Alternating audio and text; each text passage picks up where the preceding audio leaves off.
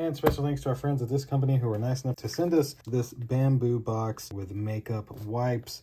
I'm going to unbox it and show you what you get here. So inside of here is the bamboo box, as you can see.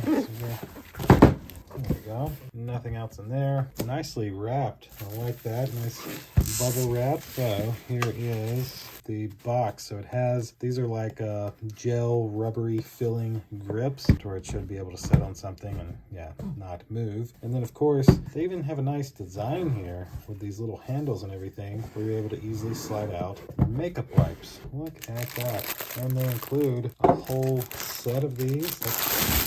Look at that. Very, very nice. Let me see. These might be the towels inside of this one.